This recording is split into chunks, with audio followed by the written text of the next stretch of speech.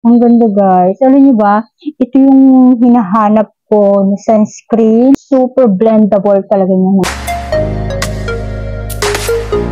Hi guys! Welcome back to my channel. For today's videos, alam niyo na ba yung trending ngayon? Nagtitrending na tinted sunscreen. So yun ang ating i-vlog for today's. So ito siya, hindi ko na patatagalin pa. Wala nang masyadong eme-eme.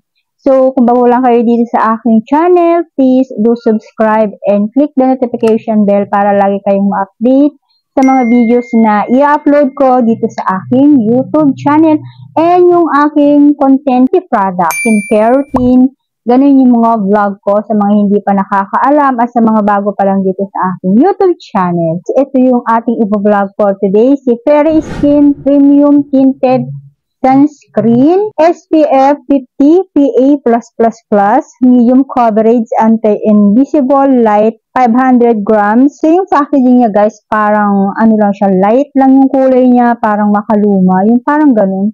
Yung napansin ko dito sa kanyang packaging, masyado siyang light na kulay, yung maintindihan, kulay brown na light or beige, ganun yung kanyang color and yung kanyang packaging naman guys. O, diba? Ang ganda ng packaging niya.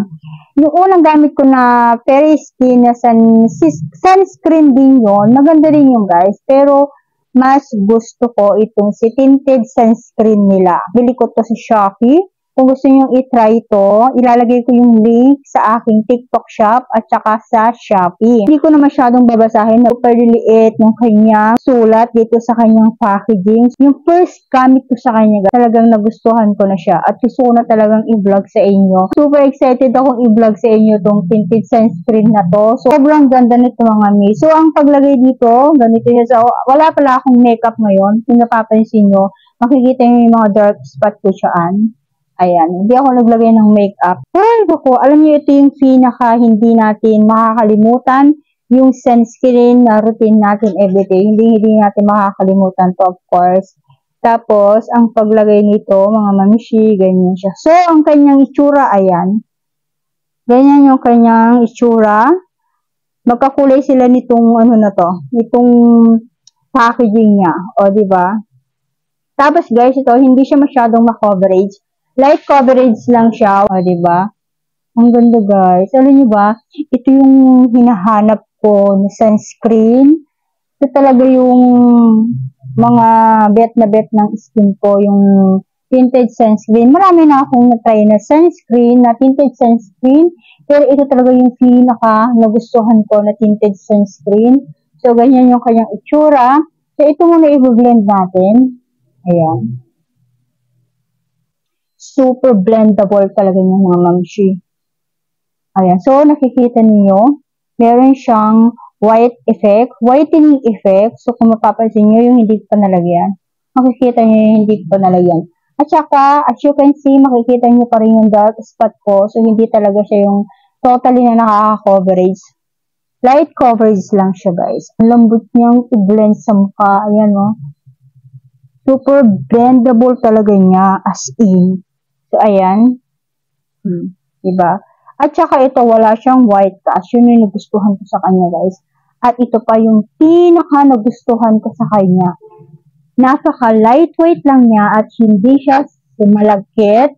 Yung hinahanap ko sa isang product, guys. Hindi siya malagkit at hindi siya mabigat sa mukha. Yung parang nipis-nipis lang. Yung parang hindi kayo naglagay. Sobrang lightweight lang ito product na to. So, i-blend ko na rin itong isa. Using my finger. So, pwede naman kayong gumamit na beauty sponge, pero ako kayang-kaya na ng aking kamay ito. So, nag-blend talaga yung bonggang-bongga, guys. So, ayan. Ang ganda. Alam niyo ba? Nakakaputi siya ng mukha. At for the go na talaga yung kanyang finish. So, hindi mo na kailangan maglagay ng foundation. Kasi parang meron kang foundation. Light foundation lang siya. Ayan. Pero kung meron kayong mga gustong takpan, ganyan, hindi niya matatakpan. Siguro maglagay na lang kayo ng concealer kung meron kayong gustong takpan. Siyempre, huwag nyo kakalimutan yung leg. Hindi ko nilalagyan yung leg ko. Kasi mamaya tatanggalin ko rin naman siya, hindi pa kasi ako naligo. Ito na siguro yung pinaka nagustuhan ko na tinted sunscreen na natry ko sa lahat ng natry kong tinted sunscreen. Absorb agad niya yung product, guys. Hindi siya oily, hindi siya ma-oily, hindi siya malagkit, of course. Yun yung pinaka hinahanap ko talaga, yung hindi siya malagkit sa mukha. Magugustuhan nyo to sa halagang 299 pesos. Nagiging blooming ka, nagiging fresh ka talaga as in. So, ayan, for the go, pag pumunta na kayo sa kung saan nyo gusto, okay ito lalo sa mga pumapasok sa school, mga teenager, para ka naka-makeup dito. Thank you for watching. Please don't forget to subscribe, like, and share. Try nyo na to, guys.